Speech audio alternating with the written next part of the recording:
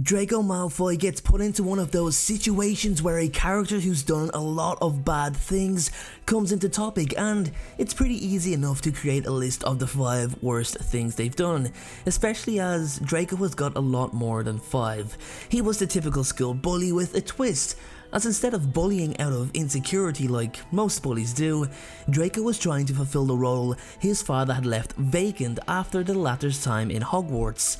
As I said, Draco did some pretty crappy things, and I've pulled together the 5 absolute worst things that he's done. Make sure to add your own list in the comment section below so I can compare it to mine. Nothing left to do but to kick things off with number 5. He mocked the Weasley family. Draco was never shy about boasting of his own financial position, his blood status, and his overall place in the wizarding world. In his own words, some wizarding families are better than others, and he truly believed that. It was all he was taught to believe. As far as the other wizarding families, step forward the Weasleys. A loving, caring, happily fulfilled family who really did try to make the best out of every situation.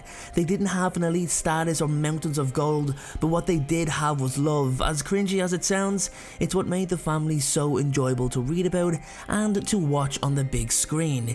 No doubt whatsoever Draco Malfoy would capitalise on this situation, which started in the very first day, when he correctly assumed the red-haired boy in hand-me-down robes was Ron Weasley.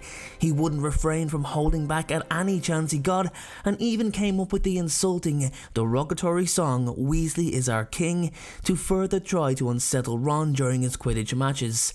Draco's dad Lucius also had a distaste for Arthur Weasley himself, calling him a disgrace to the wizarding race. Although his character does develop as the books go on, his initial behaviour is a dead giveaway of what to expect.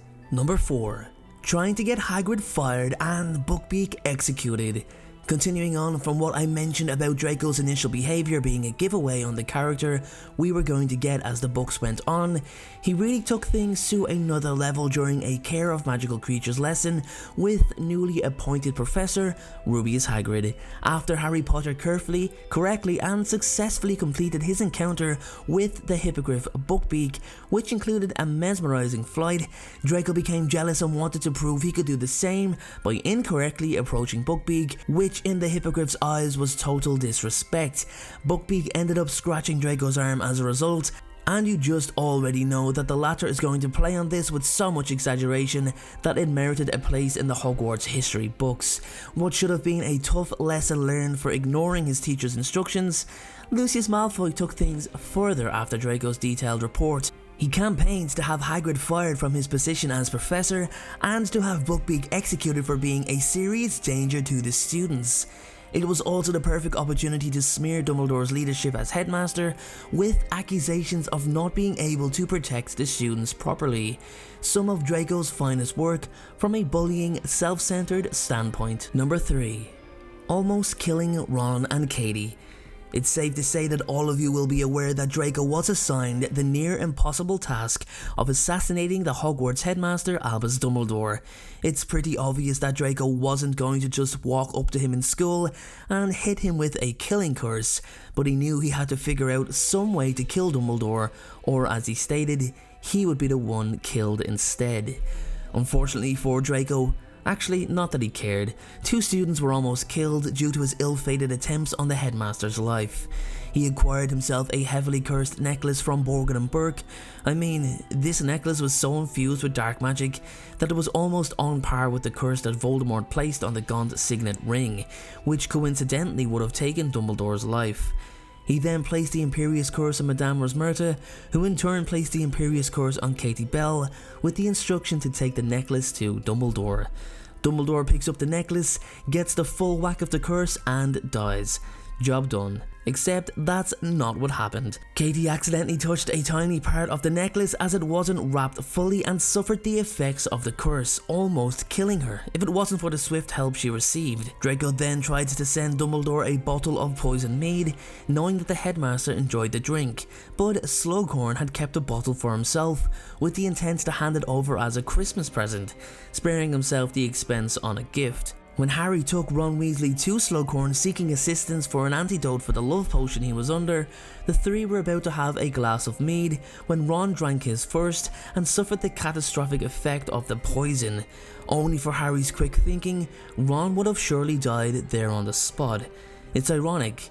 Had they all drank simultaneously, Draco would have done Voldemort the biggest favour by killing Harry Potter for him. Number 2. Calling Hermione a mudblood. You know, there's just things that you don't say. It's like an unspoken rule. Well, that didn't apply to Draco. He said whatever he wanted to say whenever he wanted to say it, no matter who it was. Now, Draco absolutely despised Muggle-born students and wished that they weren't accepted into Hogwarts.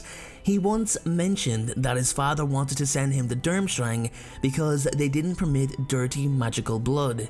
Purebloods and Half-Bloods were the only magical folk Draco would even tolerate being around, so it's no doubt that Hermione Granger was in his firing line for sure. Hermione was a Muggle-born witch.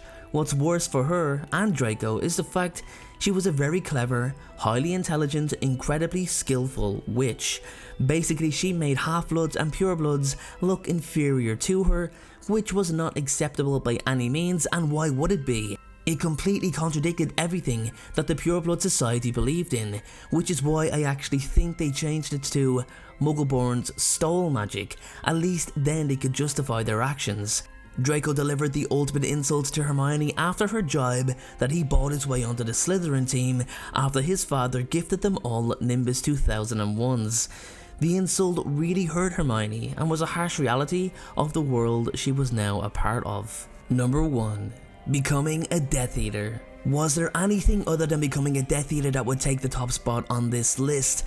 Draco was groomed his entire life to be a Death Eater, whether Lucius knew the Dark Lord would return or not. He was groomed to believe he was better than other wizards. He was taught that Voldemort was this heroic wizard who fought for change, who wanted to elevate wizards to the platform that they deserved to be on. Draco was so desperate to make his father proud that he became a Death Eater so far before he should have. He had 1,000 years of pressure on his shoulders, as every Malfoy generation before him had upheld their pureblood beliefs. Surely he couldn't be the only one to falter.